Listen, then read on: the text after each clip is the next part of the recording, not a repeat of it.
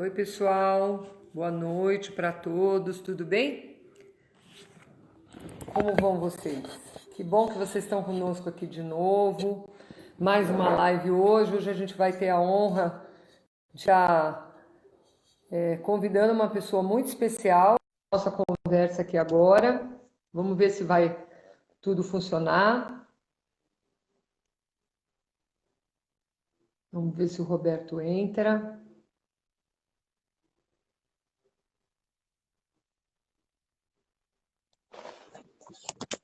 Roberto, Alô, boa noite, Ivan. tudo bem? Que bom tê-lo com a gente. Que bom. Seja Bom, muito bom estar bem-vindo. aqui. E eu queria Obrigado, Vânia.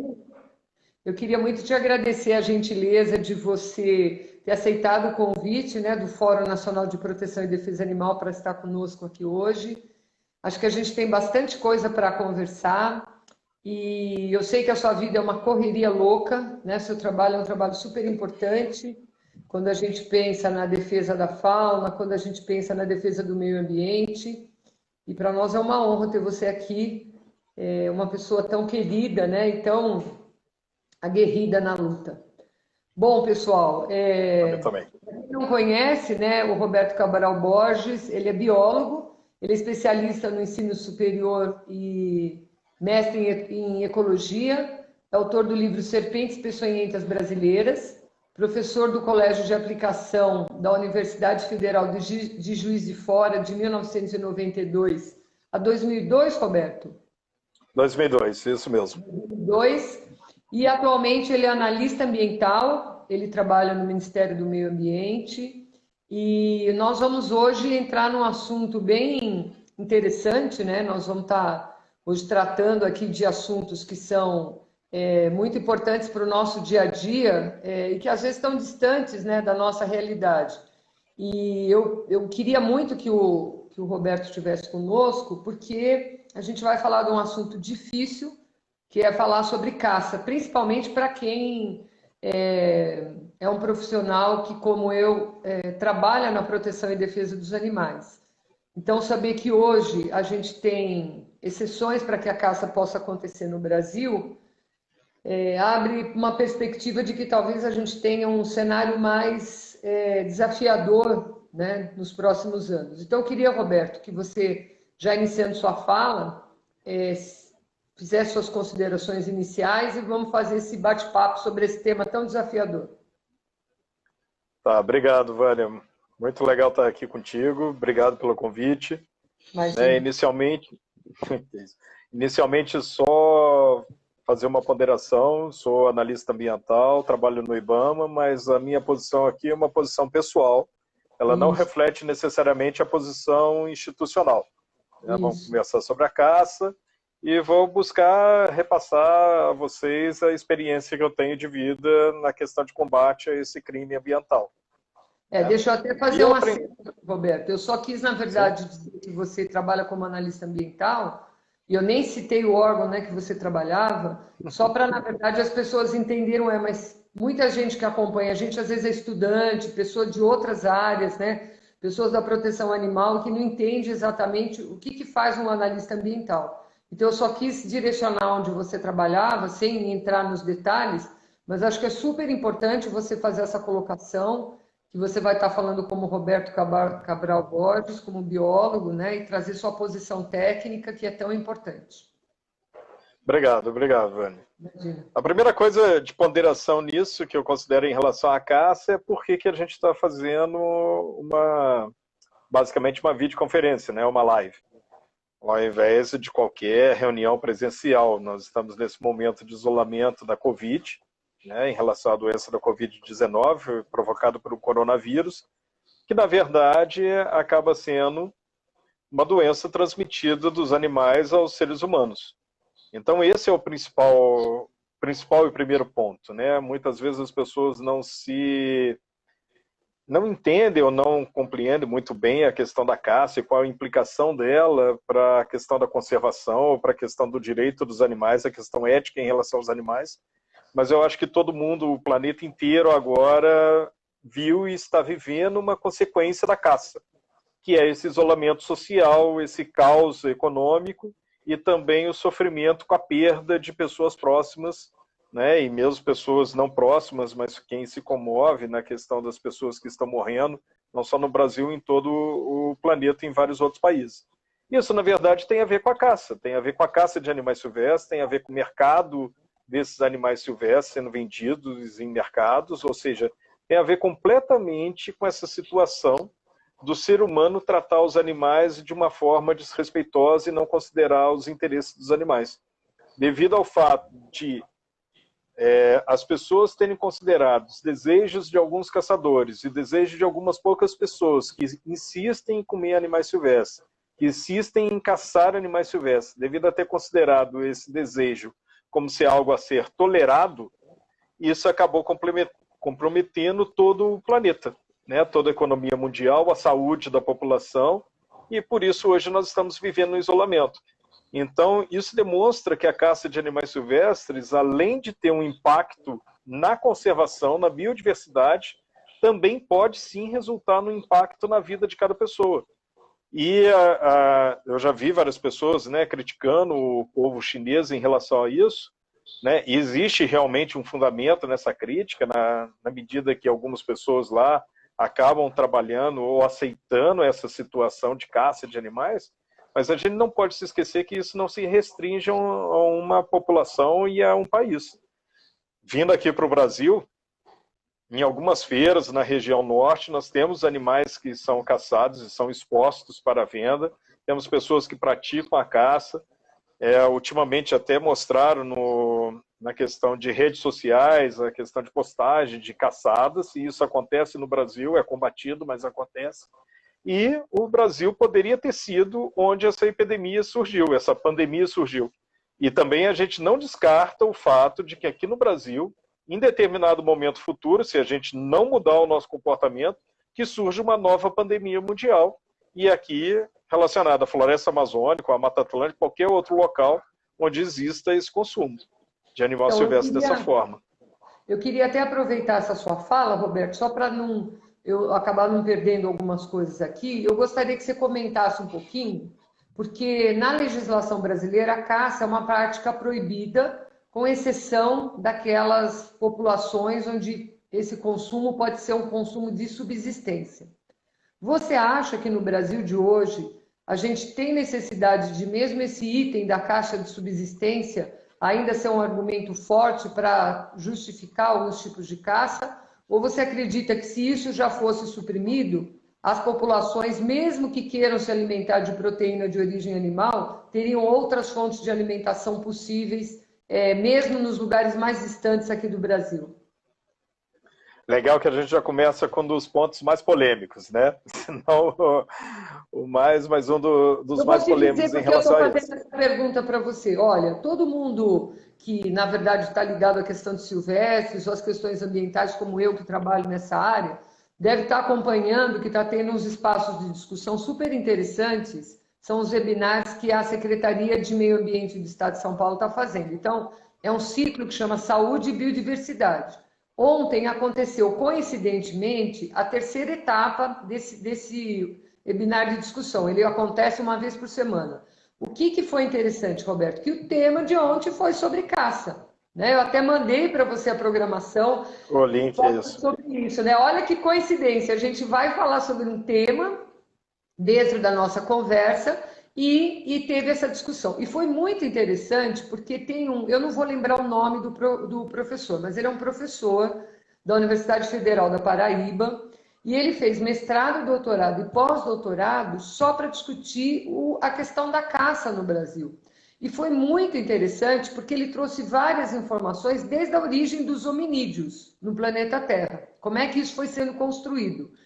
E trouxe questões tão relevantes, onde ele falou sobre a questão da caça de subsistência, sobre a proibição nacional, sobre o que nós estamos observando sobre a questão dos javalis. Então, por isso que eu quis trazer para ouvir a sua opinião, porque a construção dele foi muito interessante ontem. Então, queria saber a sua opinião também. Acho que é sempre importante a gente ouvir muitas pessoas que convivem, estudam, trabalham com isso. Ele, como você é biólogo, né? E eu achei muito. Eu nunca tinha visto uma ponderação como ele, onde ele trouxe uma linha histórica da evolução da espécie humana ligada à questão da caça.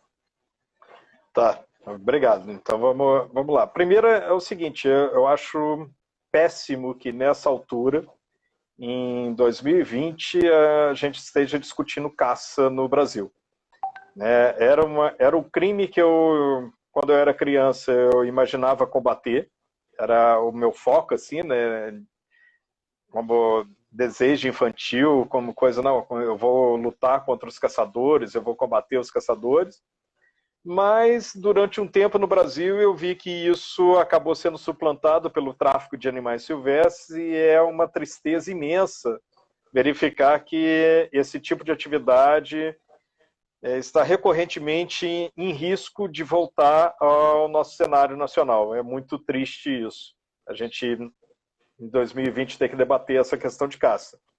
Mas vamos lá. A primeira coisa é uma confusão que várias pessoas fazem no que diz a lei na questão do estado de necessidade para essa questão de caça de subsistência.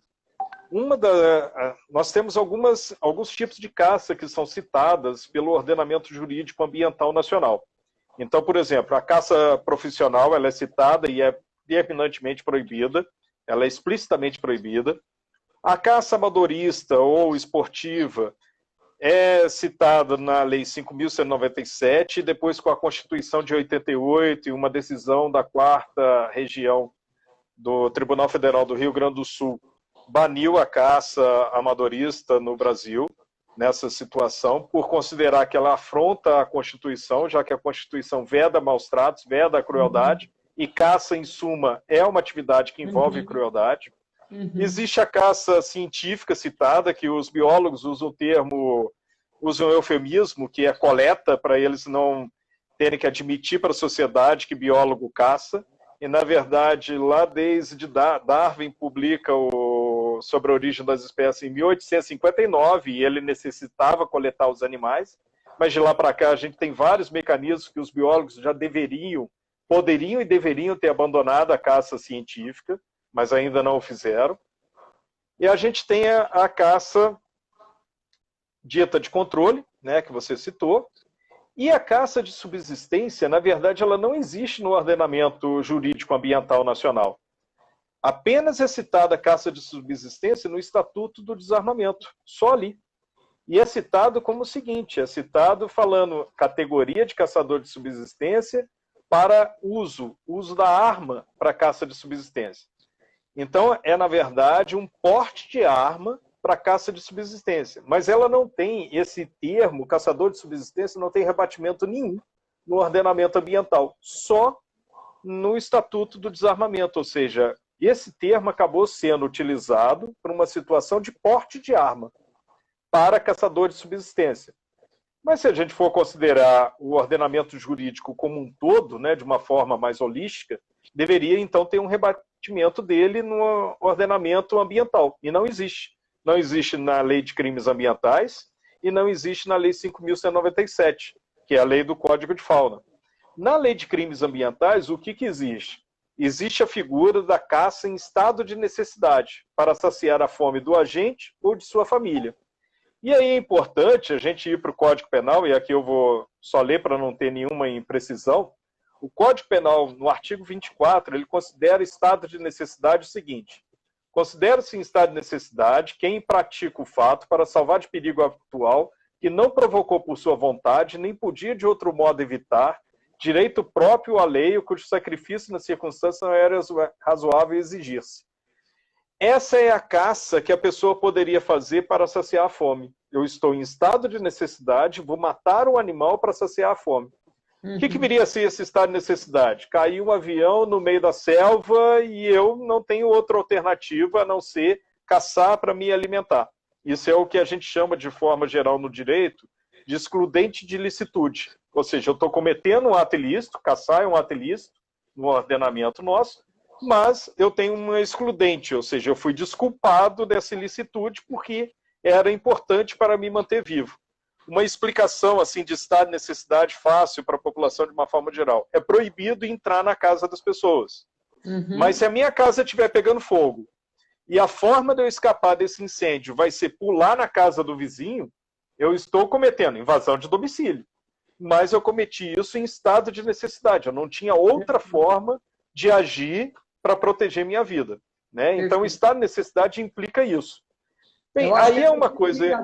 Só um pouquinho, Roberto. Acho que essa sua explicação, o que é o estado de necessidade, então em que momento você teria o uso do termo caça de subsistência, ela é fundamental, porque assim, a não ser você, que eu já ouvi explicar isso outras vezes, eu nunca vi nenhum profissional que defende ou que é contra a caça explicar com essa qualidade. Isso é super importante para tirar essa visão que as pessoas têm que subsistência pode ser várias outras coisas, né? Acho isso super importante que você muito bem colocou. Foi muito bom o seu esclarecimento.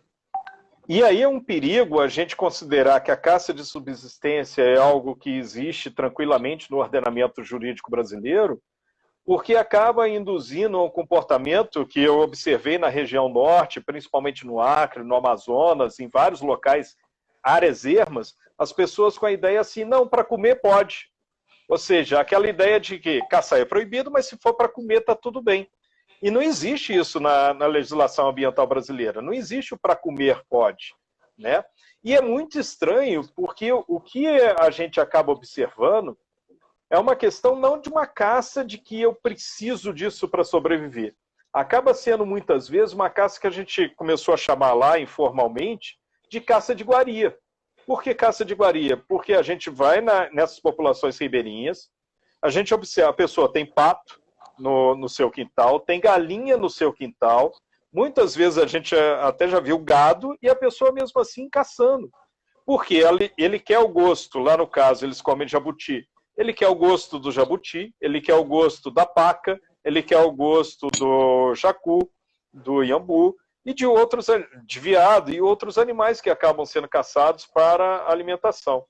E o eu estado queria fazer uma consideração. A minha pergunta para você era exatamente essa, Roberto. A gente já conversou outras vezes e você sempre fala disso, que o que a gente chama, não estou justificando a morte, seja do animal que é doméstico ou de silvestre, não é isso. Mas que a sua experiência era você ver pessoas que moram em regiões super distantes, mas que sempre tem galinha, tem pato, tem outros animais que teoricamente supririam essa necessidade, mas que tem uma questão cultural, né, de comer iguarias, como você colocou, simplesmente porque em algum momento comeram, acharam aquilo interessante, e que isso não é uma questão só de pessoas que buscam comidas exóticas em restaurantes caros, mas também existem nessas localidades. É isso mesmo? É isso mesmo. É por isso que a gente tem essa situação de pessoas exóticas em restaurantes caros, mas a gente também observa isso numa situação socialmente menos privilegiada. Uhum. E é engraçado essa situação, que eu já discuti isso com algumas pessoas, e elas defendem a alimentação dessas pessoas com a caça, falando ou arguindo a questão da segurança alimentar. E eu acho isso de uma hipocrisia fenomenal, porque, na verdade, o que você está fazendo? Você está atribuindo à biodiversidade a segurança alimentar daquela pessoa. Você está atribuindo à biodiversidade a questão de uma segurança social, de tirar aquela pessoa da vulnerabilidade social na qual ela se encontra. E é muito... Eu queria falar mais uma coisa para você, se você me permite. Eu acho que tem dois lados bem importantes. Um é a questão sanitária, que você abordou logo de início, né, do aparecimento de doenças que não estavam, que os micro-organismos não faziam parte da interação com o ser humano e a partir daquele momento passam a trazer doenças.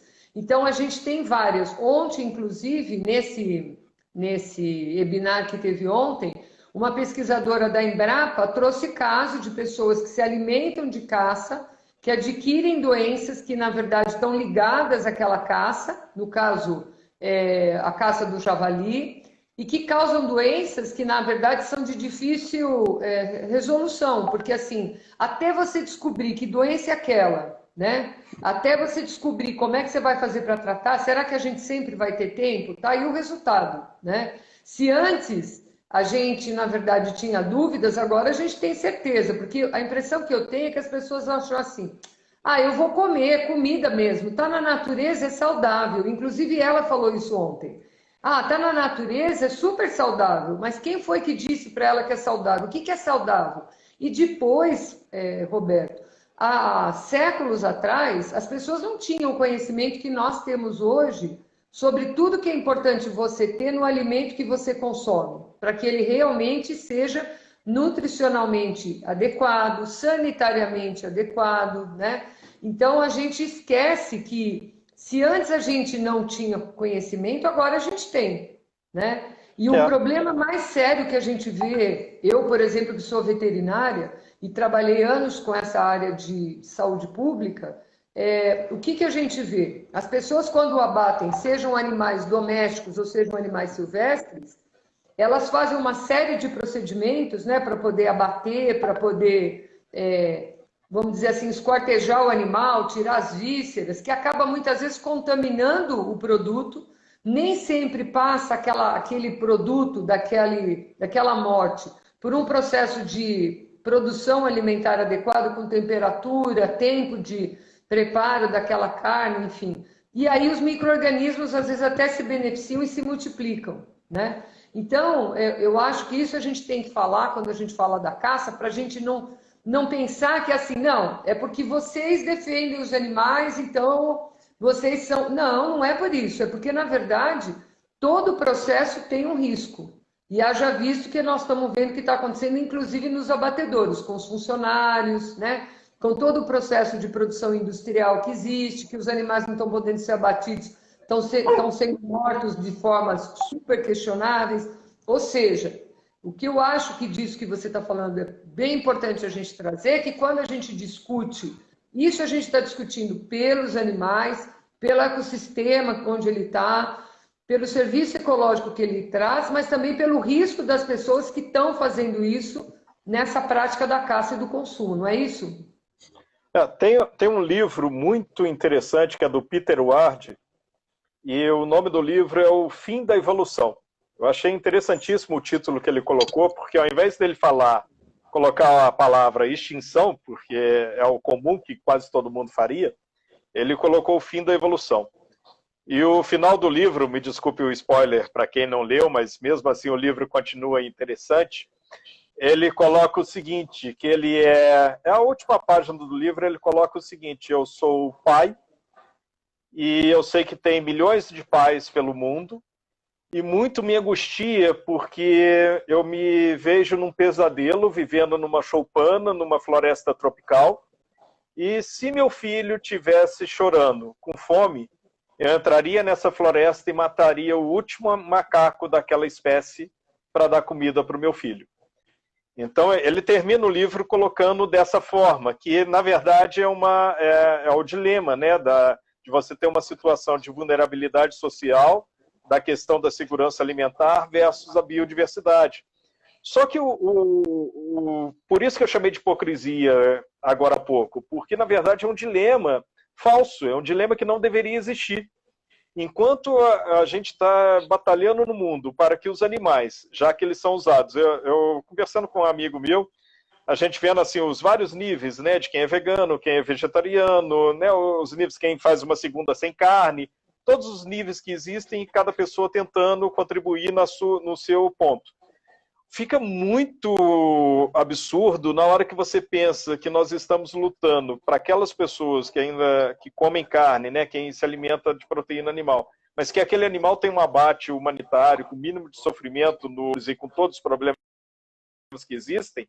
Do outro lado, algumas pessoas lutando para que a caça persista ou que a caça volte. Sendo que ali, olha só, de um lado eu estou lutando, pensando, não, se esse animal vai morrer, que pelo menos ele morra com o mínimo de sofrimento possível. E do outro lado, pessoas lutando para que possam atirar nos animais que, com certeza, você dificilmente tem caçador que é sniper. Ou seja, vai dar um tiro no animal que o animal vai cair sem sofrer. Na verdade, esse animal, ele vai levar um tiro, basicamente ele vai ficar sofrendo ali até ele morrer de hemorragia, alguma coisa, e vários outros vão fugir para o meio do mato e morrer depois, ou de inanição, porque não conseguem mais se alimentar ou caçar, porque levaram um tiro, ou vão morrer de infecção, devido àquele tiro que eles levaram. Então, a caça envolve uma crueldade implícita nela, né, nessa atividade. E, na hora que a gente vai para essa situação de ribeirinhos, algumas pessoas colocam assim, não, mas, coitados, se eles não comerem isso, eles não vão ter o que comer. Tá, primeiro, então, vamos ver o que acontece nesse tipo de alimentação dos ribeirinhos e que eu vivencio isso na Amazônia. É basicamente alimentação caça e farinha de mandioca ou peixe e farinha de mandioca. Ora, é isso mesmo que você está lutando para a pessoa manter esse tipo de alimentação? Né? Porque eu não considero esse tipo de alimentação uma alimentação adequada. Exatamente. Né? Numa casa, exatamente, numa casa, por exemplo, que a gente estava, que eu falei, chegamos numa casa, tinha pato, tinha galinha, tinha vaca, e isso daí você considera, a gente subiu 3 dias de voadeiro em Igarapé e tinha vaca, boi, ali no local. Bem, mas o que essa pessoa tinha pego para comer? Um jabuti. E aí, com a gente soltando o jabuti, que ele pegou foi, você tirou a fala, você tirou a comida dos meus filhos de hoje à noite. Só que, na verdade, tinha galinha no quintal e tinha pato no quintal. Ou seja, se você quer realmente se alimentar de carne, de proteína, você vai se alimentar de proteína, tem os animais domésticos aqui. E aí, qual que foi a postura? Viraram para um filho, para um garoto, vai lá e pega uma galinha. Não tinha a menor análise de, peraí, se eu vou matar uma galinha, qual galinha que eu vou matar? Eu vou matar a minha galinha poedeira que coloca ovos? Ou vou pegar um outro animal que já não está... Não teve nenhuma análise disso. Eu pedi para ver o galinheiro, era simplesmente uma estrutura, um buraco que as galinhas mal tinham puleiro, então poderiam ser pegas à noite por outros animais. Eles não tinham um local onde as galinhas colocassem os ovos para que eles pudessem consumir os ovos. A vaca também não era usada para a questão de, por exemplo, tirar leite. Na hora que eu perguntei, olhei a casa, não tem comida para o seu filho aqui? Não, mas não tem nada, não tem uma fruta, não tem nada. Não, tem um pomar. Eu peguei, tá, mas a fruta não está lá no pomar. Até um colega meu que falou, não, mas isso é cultura deles. Eu peguei, então tá. Então, quando seu filho está na sua casa e te pede comida, você dá um dinheiro para ele, o seu filho de 6 anos, igual tinha lá, né? Tinha várias crianças. Mas o seu filho de 6 anos te pede comida, você dá o dinheiro para ele e fala, vai comprar no supermercado. Não é assim. Mesmo que você tenha um pomar, você tinha que pegar a fruta, e a fruta está disponível na casa para sua criança, e não ela ter que ir até o pomar. Na verdade, quando você fala isso, Roberto, o que falta é uma cultura familiar, né? Uma cultura de responsabilidade, uma cultura social que, assim, dizer que é porque a pessoa está lá num rincão do Brasil não é verdade, porque a gente sabe que tem pessoas que estão na mesma situação e tem um primor, porque tem uma cultura pessoal, uma cultura que veio de gerações sendo passada com responsabilidade daquilo que você faz em relação ao lugar que você vive, a família que você constrói. Então, tudo isso vai sendo jogado e a sociedade vai justificando. Não, mas ele precisa. Não, mas espera aí, ele precisa o quê? Ele precisa de qualidade de vida. Não essa confusão que ele está vivendo aqui, né? Sabe o que ele precisa? Ele precisa de uma extensão rural. Ele precisa que o governo mostre para ele, então, o que ele pode fazer em termos de plantar uma horta, como que ele deve cuidar do pomar, se ele vai ter galinha, o que ele tem que fazer de construir um galinheiro para poder utilizar os ovos. E as galinhas estão soltas lá pelo terreno, mas então que você possa utilizar os ovos. Então não tem política de extensão rural para melhorar a vida dessas pessoas, né?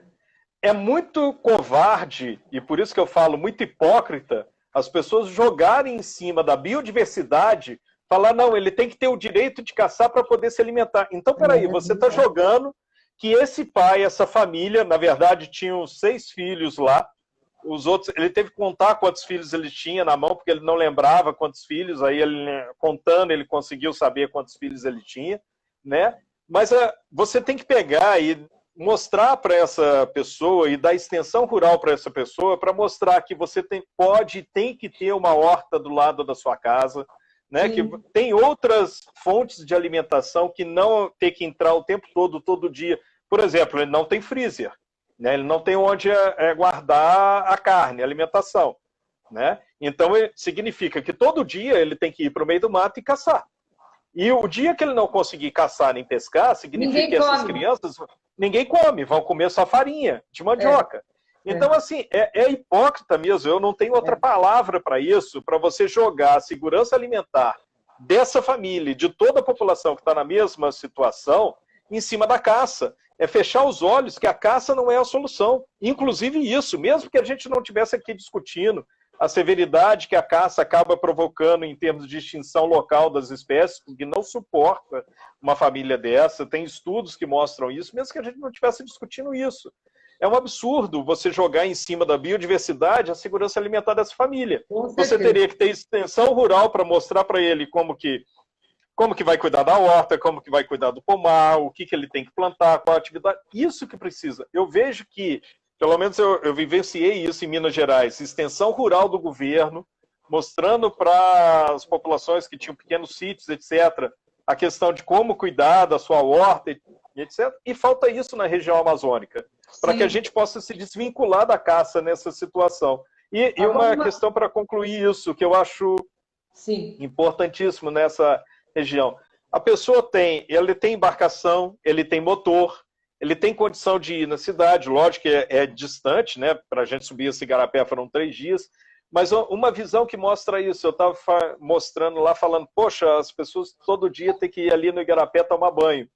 Aí virou esse colega, a gente conversando sobre, não, mas isso é cultura dele. Eu peguei, não, tudo bem, para mim, ir no igarapé tomar banho tem que ser uma opção e não uma necessidade.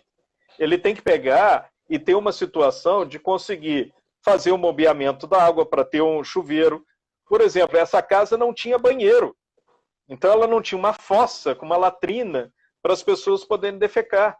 Todo dia de manhã, as crianças, o pessoal, ia cada um para um lado para defecar, né, em volta do terreno. Então, isso mostra toda essa questão sanitária que você falou, né, que tem também na hora que o animal era abatido e mexido ali em qualquer local da casa. Então, mostra toda essa situação sanitária que, na verdade, se o governo se preocupa, ele tem que pegar e fazer um projeto de extensão rural. E não o que eu já vi de vez em quando, de algumas pessoas quererem regulamentar a caça dita de subsistência para que essas pessoas permaneçam na mesma situação de vulnerabilidade. Na verdade, eu acho que assim, é outorgar o que você está falando, é outorgar para cada um a responsabilidade de se virar. Quando, na verdade, se eu faço parte de uma população, não importa se eu estou na área urbana, na área rural, na área próxima a uma área de preservação ou dentro dela, eu tenho que saber que aquele cidadão está lá e que ele precisa de cuidados, né, Roberto? Isso eu acho que é um ponto bem importante. Eu acho que isso que você falou do resgate da função da extensão, para mim tem um passo antes.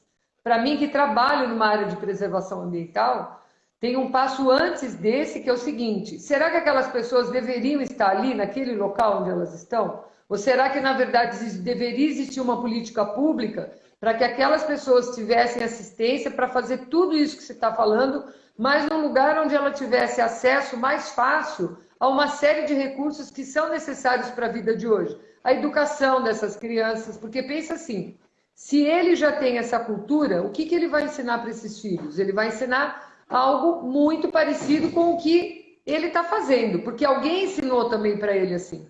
Então, ele é ele vai multiplicar isso para meia dúzia, e essa meia dúzia para outros tantos, e assim, ao invés da gente ter um desenvolvimento, um crescimento da população, para que ela possa caminhar favoravelmente para ter recursos básicos que ela precisa, ela ter acesso à educação, ela ter acesso aos princípios de saúde, ela nunca vai ter, porque se mantém um ciclo vicioso de situações como essa que vão crescendo, né? Não fica só de um tamanho determinado, ele vai se ampliando ao longo do tempo. E aproveitando isso que você está falando, eu queria que você fizesse uma análise em relação aos biomas que você frequenta, né? Que principalmente o amazônico, mas também a Mata Atlântica, a área de Cerrado, do ponto de vista de risco, porque assim, olha, uma coisa que me chamou muito a atenção, na primeira live que nós fizemos há mais ou menos 1 mês e meio atrás, com o professor Paulo Brandão da USP, ele trouxe uma informação que assim, me chamou bastante atenção.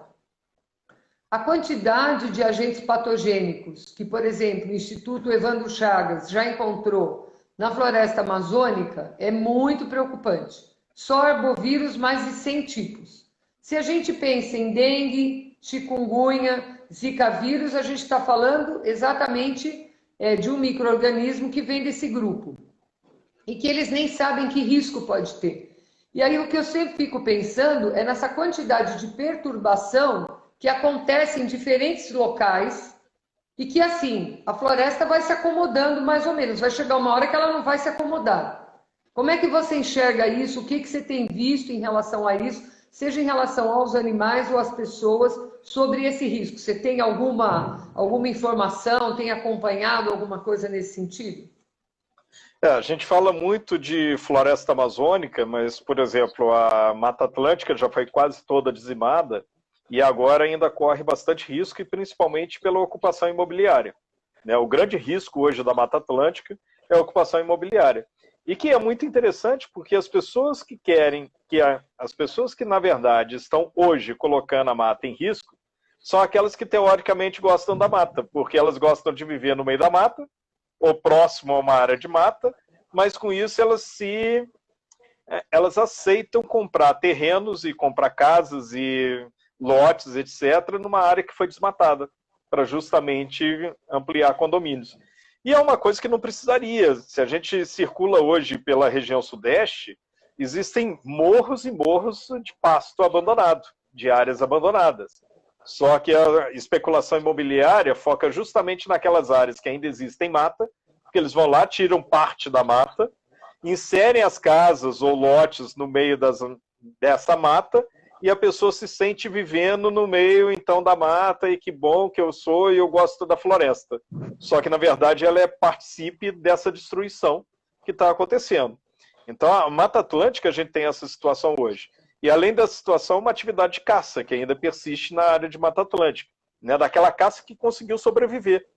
E aí é muito interessante, porque as pessoas querem preservar as onças e acham que tem que ter onça, e acham que tem que ter os animais ameaçados de extinção, mas na hora que começa a aumentar a capivara em determinados locais, elas surtam e querem que os animais sejam controlados. Exatamente isso, Roberto. Exatamente. E sem ter capivara, sem ter esses animais, eu não vou ter os outros animais, não vou ter onça. Né? Não, então, assim, um detalhe, só fazer um recorte na sua fala, que é super importante. A gente teve aqui na Fundação um seminário que acabou semana passada, foi muito interessante. Então, teve uma professora da Unicamp, a professora Eleonore Setz, que trabalha com grandes mamíferos, né? E ela falou isso, que se você também tirar os de cima, que também são alvos da caça, né? As onças pardas, porque aqui na nossa região a gente tem onça parda. Faz muito tempo que a gente não tem notícia de onça pintada, mas é uma região que tinha onça pintada. O que você vai fazer é que você vai comprometer o que está para baixo da cadeia também. Porque aí as jaguatiricas, os gatos do mato, os lobos, todos eles vão passar a sofrer pela ausência do predador que estava aqui. Porque qualquer desequilíbrio que você faça nessa cadeia vai, de alguma forma, em algum momento, comprometer. E quanto mais rápido você tira o que está acima, você vai comprometendo o que está embaixo. Então, a gente tem pressão dos dois lados, porque caça os pequenos daqui e caça os grandes daqui por motivos diferentes, né? E tira. Quer dizer, o que vai sobrar? Não vai sobrar nada. São os predadores de topo. E tem um experimento, na verdade acabou sendo um experimento real, né, da questão, quando reintroduziram os lobos no Parque Yellowstone, nos Estados Unidos. E aí, com os lobos, o que aconteceu é que as plantas conseguiram se desenvolver, porque os lobos começaram a caçar os alces, outros animais que estavam sobrepastoreando as plantas, ou seja, esses predadores de topo, eles têm uma interferência muito grande nos animais que estão abaixo deles na cadeia alimentar. E para que eles aconteçam e existam, eu preciso desses animais abaixo na cadeia alimentar. E aí a gente tem essas duas situações. A pessoa quer viver próximo ao meio ambiente, mas não aceita o meio ambiente próximo a ela. Né? Ela quer viver e quer ter a paisagem do meio ambiente. Isso, mas porque depois quer levar asfalto, quer levar internet, quer levar toda a tecnologia junto, né? Quando tem... Capivara é um exemplo muito típico disso, que a pessoa fala, não, mas ela transmite doença. Nesse ponto, tem dois pontos que a Covid, eu acho que é o único, com todo o desastre, o problema que tem, mas é o seguinte, os seres humanos começaram a se olhar de uma forma suspeita, porque você olha para a pessoa pensando, será que ela vai me contaminar? Isso. E é interessante isso, porque até então as pessoas veem a capivara e falam assim, ela vai me passar doença. Cara, não Isso. necessariamente. Primeiro, ela tem que estar doente para ela te passar a doença. E segundo, não são todas as doenças que iriam te atingir. Então, não é uma coisa porque o animal apareceu que ele vai te passar doença. Né? E as pessoas têm essa visão deturpada. É igual eu já enfrentei muito isso quando eu era criança, porque assim, eu via um cachorro e ia brincar com o cachorro. Né? E me esfregava no cachorro, deixava o cachorro se esfregar, lamber e tudo. Eu sempre brinquei com os animais. E era engraçado, assim, a minha mãe já aceitava isso como um comportamento meu que ela não ia conseguir mudar. Mas algumas pessoas, amigas da minha mãe e algumas pessoas tias, coisas assim, muitas vezes, não vai ali que ele vai te passar doença. Mas como assim, gente? Por quê? Porque eu vou fazer carinho nele. É como se todo animal fosse um foco de doença que iria contaminar aquela pessoa, que no caso era eu. Né? E que eu deixava de lado esses alertas e tenho me dado bem nessa história de estar vivo, e estou vivo até hoje. O grande vilão sempre é o animal, né, Roberto? O animal vai te passar a doença. E não necessariamente. Então, as pessoas têm que começar a entender isso. Eu já recebi uma reclamação absurda de uma pessoa que tinha comprado o sítio e estava incomodada porque os passarinhos estavam acordando ela pela manhã. Então, assim, porque eles cantam de manhã, né? Então, são pessoas que querem a natureza, mas elas não querem a natureza, elas querem a paisagem. Sem animal, sem incômodo, sem inseto, sem nada, elas querem só a paisagem. E, na verdade, isso não existe. E nessa questão do animal na Mata Atlântica, eu vejo também quando as pessoas têm, eventualmente, o lobo-guará comeu, eventualmente, algum animal, alguma galinha, que na hora que se faz estudo, se mostra que não é um alimento usual dele. Então, raramente ele vai realmente ficar atacando galinheiro, etc. E tem maneiras de você cercar o galinheiro e por aí vai. Mas as pessoas se esquecem que ela caça a paca, ela caça a capivara, ela caça o tatu, o queixado, o catitu, e são os animais que a onça vai se alimentar. Então, na hora que você tira todas as presas, eventualmente um predador vai se voltar para um animal doméstico e atacar aquele animal doméstico. É uma questão de mentalidade. E é uma situação de conflito que existe na Mata Atlântica, né? Das pessoas invadindo cada vez mais os terrenos, os hábitats dos animais, o pouco que restou da Mata Atlântica, invadindo e reclamando. Né? Eu invado a casa do outro e reclamo depois que o outro veio fazer. É o desenho do Sem Floresta. Isso, que é interessante, que mostra isso. O desenho, aquele desenho do Sem Florestas é excelente, porque exatamente ele traz para o mundo lúdico o que acontece no meio ambiente. Eu acho que na natureza, né? Quando a gente fala meio ambiente, eu não gosto muito. Mas, na natureza, né, nas florestas, nas áreas de preservação, aquele desenho ele é muito bom porque ele mostra exatamente onde é que os animais vão parar. E o que eu queria aproveitar, até já que eu fiz uma interrupção aqui na sua fala, mas é porque o nosso tempo aqui daqui a pouco vai acabar. Se for o caso, a gente pode até começar de novo uma outra live, mas essa daqui 15 minutos mais ou menos ela vai acabar. Eu queria que você comentasse isso que você falou. Muitas vezes as pessoas querem comprar a paisagem, né? Então querem ver só o verde. E esquecem que naquele verde tem uma quantidade enorme de animais, de insetos e tudo mais.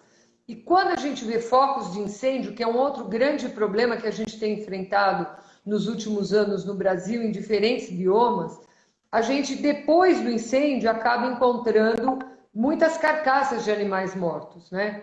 Então, muitas vezes, aquela fauna que a gente não via, pelo menos aquela fauna maior, a gente vai encontrar como carcaça. Como é que você enxerga isso hoje em dia como comprometimento? Por exemplo, as pessoas imaginam que vão morrer os animais adultos, mas muitas vezes é uma época que a gente tem muitos filhotes, né?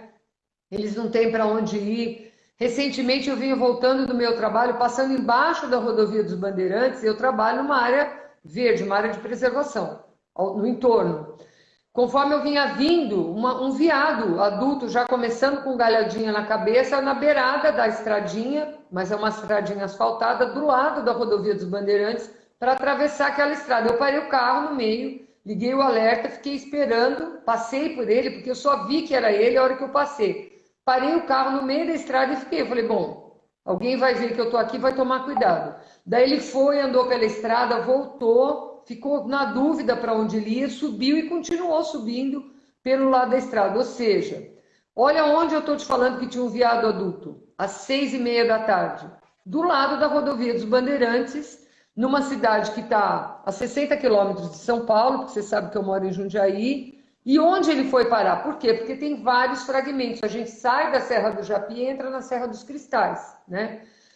Onde eu trabalho, a gente tem registrado toda hora Jaguatirica, pusemos câmera e é do lado da estrada. Então, assim, como é que as pessoas não veem esse impacto e colocam fogo para tudo? Então, eu queria o seu comentário em relação a essa questão do incêndio e o impacto naquele ambiente onde a gente tem uma fauna, muitas vezes, que vive só escondida, ninguém vê, né? É ocasional a visibilidade desses animais. Então, isso daí já é um problema no Brasil. As pessoas olham para a mata e acham que não tem animal ali dentro, né? Na África, você vê as manadas. No Brasil, como a nossa fauna acaba sendo muito mais noturna do que diurna, e os animais não são tão gregários quanto a gente vê os grandes animais na África, etc., as pessoas acabam tendo essa falsa percepção de que aquela mata está vazia, que não tem morador naquela mata, não tem os animais. É engraçado que se a gente retornar a José Bonifácio, ele já falava da questão do fogo e disso ser um absurdo, e do desmatamento, etc., e a gente continua isso da mesma forma, né? Um livro que conta a história da destruição da Mata Atlântica é aquele livro de A Ferro e Fogo, e falando justamente isso, né? A machado e a fogo, a destruição da Mata Atlântica. Tinha que ser crime no Brasil, na verdade, colocar fogo, independente do para quê. Né? É um tipo arcaico de você limpar o terreno. Na verdade, é isso. Né? É uma maneira arcaica, improdutiva, porque aquela cinza vai realmente dar um suporte momentâneo a uma plantação que você vai fazer e te ajuda a limpar o terreno, mas é uma forma que a gente já tem tecnologia hoje para não precisar fazer dessa maneira. Mas aí isso ainda é permitido. Inclusive a briga que existe em São Paulo na questão da queima ou não da palha da cana. Né? Que também já existe tecnologia que poderia suprir isso. Mas acabam fazendo essa situação porque é economicamente mais lucrativo. A verdade é essa. É uma questão econômica que coloca em risco vários animais. Na verdade, não coloca em risco, mata vários animais. Eu gostaria que as pessoas que coloquem fogo pensassem ao menos, se imagine sendo morto queimado. Não é morto queimado de uma vez, de um calor tão alto que você vai morrer de uma vez, vai morrer rápido. Não, é você ser queimado num calor que vai atingir seu corpo, mas que não vai te matar de uma vez só. Ou seja, você vai morrer aos poucos com aquela dor. Né? Tem algumas fotos, e se buscar na internet é fácil de achar, de tamanduás queimados, aí em São Paulo, de filhotinho de onça, todo queimado, todo preto, devido à queima da cana, e ele estava lá no meio da palha da cana. Já tive resgate de filhote de viadinho desse tamaninho assim, ó, bem bebezinho, que queimou os cascos no calor. A mãe morreu, o filhote foi resgatado, há muitos anos atrás. E ele ficou com uma deformidade no crescimento depois da matriz do casco. Então ele crescia um casco para ele como se fosse um sapatinho de árabe, sabe aquele sapatinho de Aladim que era viradinho para cima? Ou seja, um animal que por mais que você quisesse, como é que você ia devolver ele para o meio ambiente? Nunca mais, porque ele não tinha como é que ele ia controlar aquele crescimento? Porque justamente o calor deformou a matriz de crescimento do casco e aí a gente teve que encaminhar para um centro na época, de criação de cervídeos que existia em Jaboticabal, ele já grande, para que ele tivesse chance de ter uma vida mais adequada num lugar onde alguém monitorasse. Mas é um animal que geneticamente, ele está vivo, mas geneticamente ele se perdeu dentro de um ecossistema que existia, né, Roberto? Porque tem alguns que morrem, e os que sobrevivem não têm condição de ser devolvido, né? A questão básica disso é essa balança entre proteção e lucro. Né, que infelizmente o lucro acaba muitas vezes prevalecendo. Um colega meu falou uma vez uma coisa que eu considero assim perfeita, que a função das instituições é servir de anteparo ao lucro excessivo ou a esse capitalismo selvagem que só vai pensar isso seja em relação à natureza, aos animais, ao meio ambiente de uma forma geral, ou seja, em relação aos socialmente vulneráveis, só vai pensar no lucro. Se você não tiver instituições que consigam servir de anteparo, né, e colocar algum freio nessa situação, aquela pessoa que detiver o poder econômico, ela vai pensar no lucro dela e ponto final. E nisso daí, se a palha da cana, se a queima da palha da cana é economicamente mais favorável a mim, independente de ser ambientalmente mais poluidor e do ponto de vista dos animais, sacrificar os animais, mas se eu não tenho ética e meu objetivo é lucro, eu vou brigar pela queima da palha da cana. Então a gente precisa ter instituições fortes, né, sejam ambientais, sejam sociais, para se interpor essas questões totalmente capitalistas, porque senão isso vai avançar. Né? E eu não estou falando aí, a gente vive nesse mundo hoje que se cria inimigos comunistas, etc., para unir determinadas pessoas à frente. Não estou falando numa defesa de comunismo nem de nada. Estou falando que o capitalismo tem que ter limite. E quando não tem limite, ele cria uma bolha para o próprio capitalismo.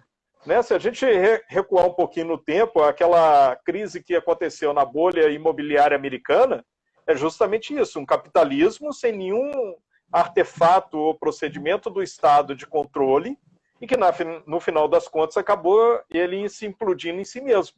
Então, a gente precisa desse controle estatal para que aquelas pessoas ou aqueles animais, e lógico, os animais não têm voz e vão precisar de algumas pessoas e instituições para serem a sua voz, consigam se interpor e colocar limites. Se a gente não tiver esse limite, vai valer simplesmente a questão do lucro. Você falou dos animais atropelados, eu viajei há pouco tempo agora de carro, também devido à Covid e tudo, para o norte, né?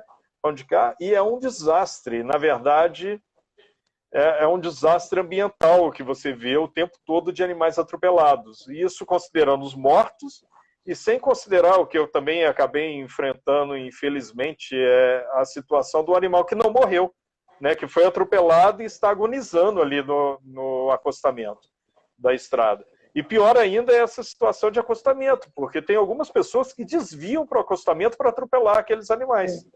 Mas isso que eu queria falar, Roberto, deixa eu fazer um recorte na sua fala, até já deixar para você o seguinte, se acabar o nosso tempo e ainda a gente tiver algumas coisas, se você concorda da gente voltar um pouquinho para fechar alguns assuntos que eu gostaria de confirmar com você, falar com você. É que tem uma gata fazendo arte aqui.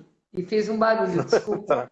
É o seguinte, tem um lado que eu acho que é bem importante no que você falou, que é essa situação do capitalismo sem controle que leva você a não ter saída para situações importantes. Na minha visão, isso já está acontecendo nesse momento. Nós já temos esse caos, só que agora, em vez de ter um país no caos, a gente tem um planeta no caos, né? E aí a gente vê que quando esses problemas acontecem, não existem políticas públicas, por exemplo, que pensem onde eu vou encaminhar os animais atropelados, os animais queimados, os animais que estão numa situação de vulnerabilidade, né? Isso fica outorgado à sociedade civil. Então, as entidades protetoras dos animais, com o afeto e a vontade que tem de salvar esses animais, porque aqui no Brasil a gente não tem culturas de financiamento para isso. Então, a gente vê uma situação muito difícil. Por exemplo, eu moro aqui onde existe a Associação Mata Ciliar, que é uma associação super famosa, faz um trabalho maravilhoso, mas se você chegar lá hoje, eles têm mais de 1000 animais, entre aves, mamíferos, répteis, né? E quando você fala do atropelamento, eles sempre contam isso. As pessoas propositadamente fazem, por exemplo, vê uma cobra, quer atropelar a cobra. Vê um sapo, passa por cima. Vê uma paca, vamos matar ela, porque assim a gente atropela, leva e come. Então, assim, eu queria que você falasse um pouco, na sua experiência, como é que você enxerga transformar isso? Você vê alguma perspectiva para que num futuro a médio prazo a gente tenha, de fato, políticas que pensem na educação inclusiva desses temas, na formação humana, na questão de uma política que tenha recursos para que de fato a gente tenha quem faz a recuperação e quem faz a devolução e o monitoramento, mas de uma forma evoluindo para realmente ter preservação, ou você não enxerga isso num curto prazo, no que a gente vive atualmente? Porque assim, a política de educação e de preservação ambiental começou nos anos 80, tá? Então, se a gente for parar e olhar, a gente tem mais ou menos 40 anos dessa discussão. Como é que você, ao longo desse tempo, tem enxergado isso e qual é a sua perspectiva para um futuro a médio prazo? Então, a política começou nos anos 80 e, infelizmente, as pessoas ainda têm uma visão de contradição, de antagonismo entre o meio ambiente, ou a natureza, igual você falou, e a questão econômica, né? São Paulo, no ano passado, anoiteceu em São Paulo durante o dia, né? E por acaso eu estava em São Paulo. E só depois eu também fui entender o que estava acontecendo quando São Paulo virou noite durante o dia. Apesar do absurdo disso acontecer, mas eu acho muito importante isso acontecer, porque começa a mostrar para as pessoas que as suas atitudes frente ao meio ambiente têm consequência, já que aqueles que não conseguem aprender pela ética, pela consideração ética em relação aos animais e ao meio ambiente, talvez pela dor em algum momento aprendam isso, né? Os agricultores, por exemplo, no país, o agronegócio ainda não se deu conta de que na hora que a Amazônia acabar de ser devastada, ele não vai ter água para garantir a sua agricultura. Então, enquanto as pessoas não perceberem isso, a gente vai continuar nesse ciclo como se fosse antagonismo. As pessoas falam da questão ambiental no Brasil, do agronegócio, e que várias vezes a situação, a legislação ambiental seria draconiana, mas se você for ver a legislação ambiental na hora que fala de reserva legal e fala principalmente de APP, a APP, na verdade, está protegendo os mananciais. Que São Paulo, aí voltando a São Paulo de novo, vivenciou a questão da seca, aqui em Brasília também vivenciou uma questão de seca, e as pessoas não conseguem fazer essa correlação imediata. Nesse ponto, eu vejo também uma situação, eu fui professor durante vários anos, né? Comecei minha vida profissional, na verdade, como professor. E eu tentava entender por que a minha profissão de professor naquela época era tão desvalorizada, né, frente ao cenário nacional e de várias outras profissões que também tinham a mesma qualificação e o professor ganhava tão mal e era tão desvalorizado. Uma das situações que eu, pelo menos, considerava como justificativa era o delay entre o trabalho que você faz e o resultado desse trabalho. Porque você vai ensinar essa pessoa e ela só vai perceber, e os pais dessa pessoa só vão perceber a importância que aquele professor muitas vezes teve na formação, quando essa pessoa se tornou adulta e está lá exercendo a sua atividade profissional. Mas não tem um resultado imediato. Você paga o engenheiro e sua casa imediatamente está sendo pronta, ou está caindo, ou está ficando firme. Você paga o mecânico e está vendo que o carro está sendo resolvido.